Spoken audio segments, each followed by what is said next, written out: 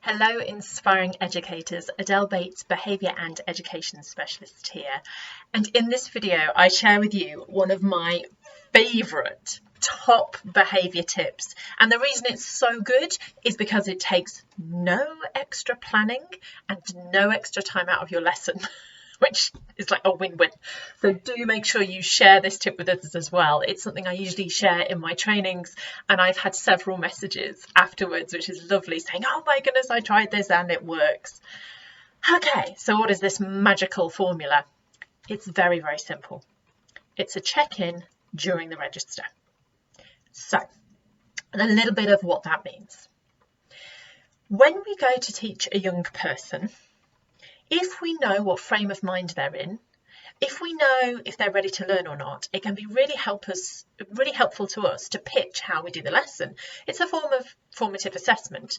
So, for example, if there's been a fight at break time and the kids come in all fizzy and all up here, you're going to need some kind of transitionary activity if you want them to do a mock exam, right? And equally, you'll know if they've just come from PE, it will be a very different energy than if they've just come from maths, for example. But how can you, especially if say you've got 33 in the class, how can you know that? And you can't sit down and have a conversation with all of them. And so this is the magic of the check-in during the register. I do not need to hear, yes, miss, times 33. I don't believe that's a good use of my time. However, of course, we need to do the register for safeguarding purposes, etc.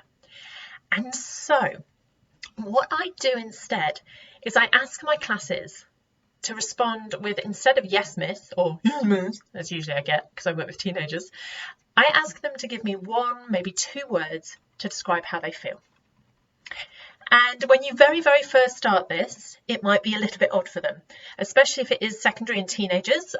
We do get a lot of bored, okay, tired, bored. There is a lot of that. And then you keep it going. And over the lessons, over the weeks, at first it will be odd for them and they'll just be like, what the hell is this? And they, you might even just get the. But as you go along, the young people start to understand, firstly, that it's safe to do this in your environment. They're not going to be taking the mickey out of for doing it or anything like that, or judged or anything.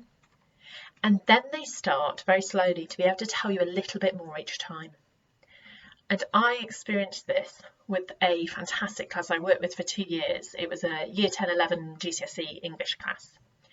And when we started this in year 10, it was the board. And then as we got towards year 11, and as the exams started getting closer, I started getting overwhelmed, stressed, pressured. And this was absolute gold dust for my planning. Because if I've got a kid who's stressed, if I've got a kid who is dysregulated, who is thinking about, I really need to do well in these exams, I need to try and do better, but I don't know how to, if they're in that space in their head, it's going to be really hard for them to take in any new information.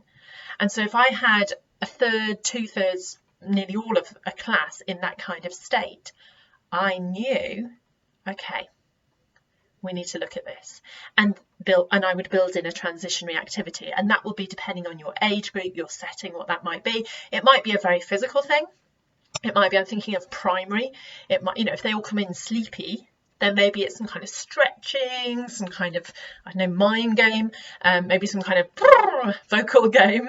If you're in primary, you've got games you can play. Or it might be some kind of calming thing that they need. It might be some kind of breathing exercise. And so whichever way it is, you've got that information.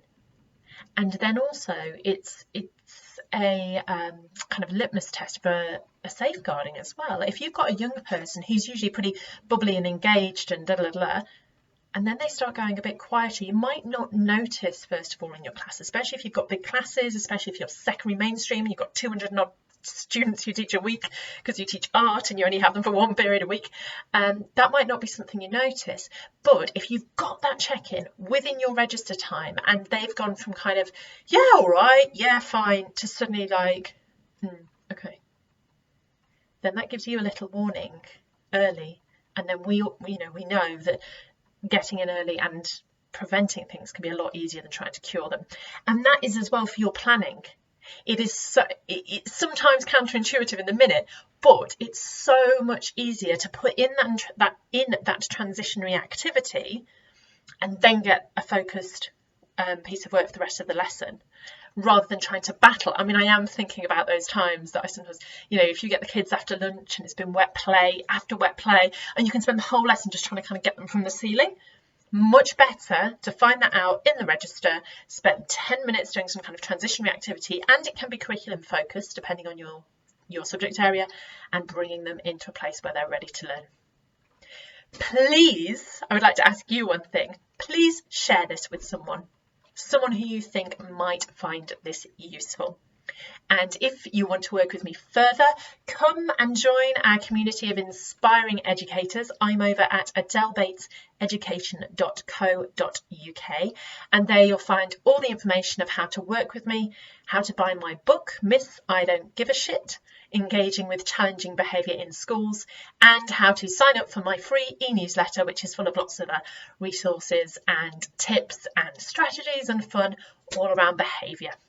Thank you very much. Bye bye.